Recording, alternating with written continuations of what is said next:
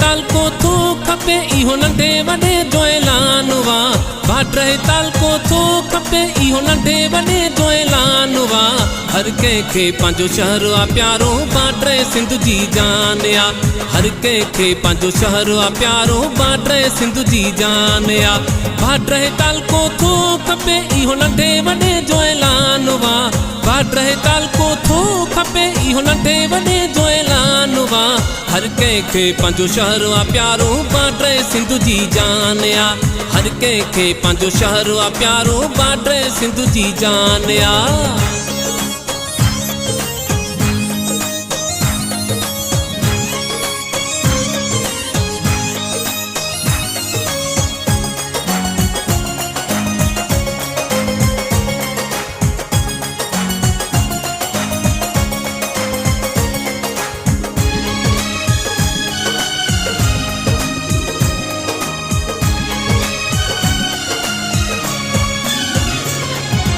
उत्तर ओलह वारनि चयो आ बॉर्डर ताल को थियणु खपे।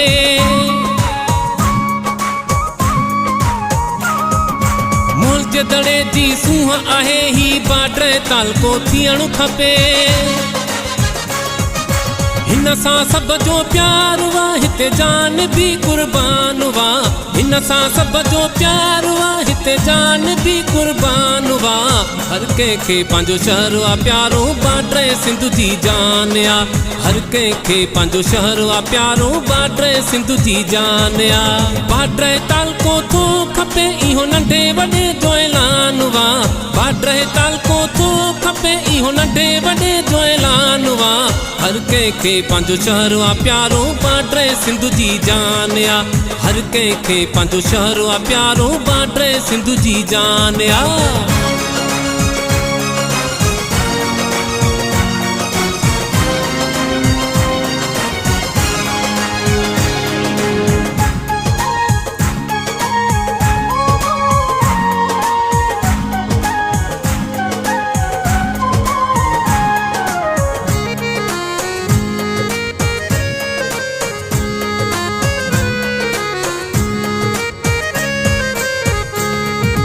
बॉर्डर में आसां हूं असां जो ताल को जरूर कंदासीं।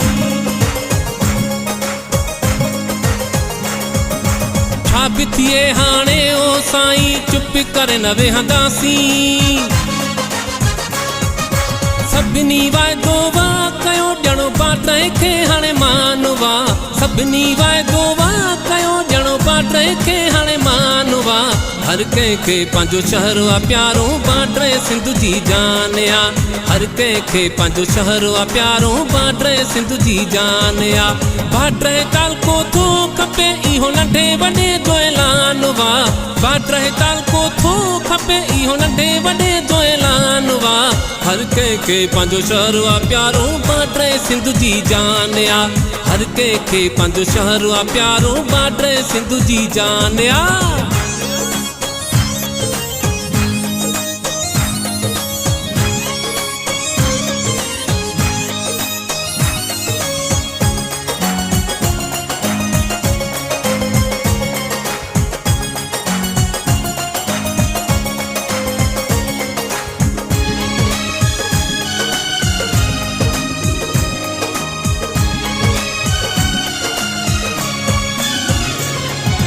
अदो चवे थो अली मुहम्मद हक़ पंहिंजो हाणे वठिणो वा।